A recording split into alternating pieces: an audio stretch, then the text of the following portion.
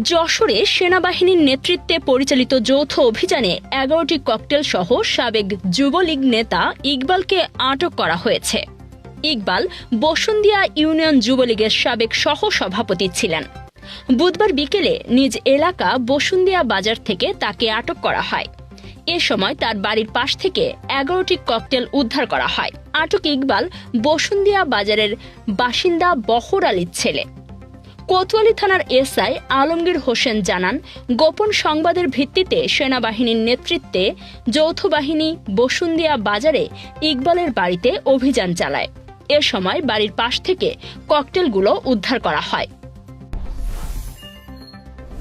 যশোরে মাদক মামলায় যাবজ্জীবন সাজাপ্রাপ্ত ও দীর্ঘদিনের পলাতক আসামি দাউদ ইব্রাহিমকে আটক করেছে র্যাব ৬। বুধবার বিকেলে সদর উপজেলার চূড়ামনকাটি এলাকা থেকে তাকে আটক করা হয়। র্যাব জানায়, খালার বাড়িতে লুকিয়ে থাকা অবস্থায় র্যাব ৬ যশোরের কোম্পানি কমান্ডার মেজর ফজলে রাব্বির নেতৃত্বে এই অভিযান চালানো হয়। আটককৃত দাউদ ইব্রাহিম চূড়ামনকাটি গ্রামের বাসিন্দা।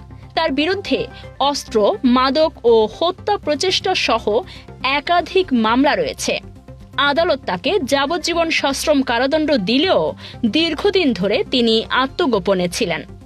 আইনি প্রক্রিয়া শেষে তাকে কোতোয়ালি থানায় হস্তান্তর করা হয়েছে।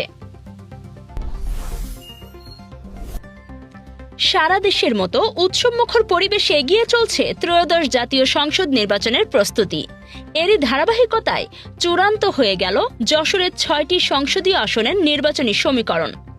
মঙ্গলবার ছিল প্রার্থিতা প্রত্যাহারের শেষ দিন। এদিন যশোরের ৬টি আসন থেকে ৩ জন প্রার্থী তাদের মনোনয়নপত্র প্রত্যাহার করে। যশোরের ৬টি আসনে এখন ভোটের লড়াইয়ে মাঠে রয়েছেন ৩৪ জন প্রার্থী। বুধবার সকাল থেকে শুরু হয়েছে কাঙ্ক্ষিত প্রতীক বরাদ্দ।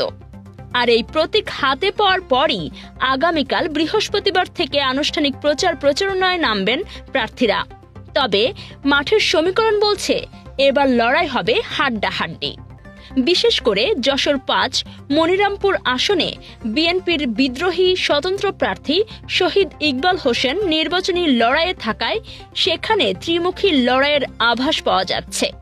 এদিকে যশোর ২ আসনের জহুরুল ইসলাম সরে দাঁড়ালেও কারিগরি কারণে ব্যালটে তার নাম থাকা নিয়ে তৈরি হয়েছে কিছুটা জটিলতা। জেলা রিটার্নিং অফিসার ও জেলা প্রশাসক মোহাম্মদ আশিক হাসান জানিয়েছেন, আগামী ১২ ফেব্রুয়ারি অনুষ্ঠিত হবে বহুল প্রতীক্ষিত এই ভোট গ্রহণ। সকাল ৭:৩০ থেকে বিকেল ৪:৩০ পর্যন্ত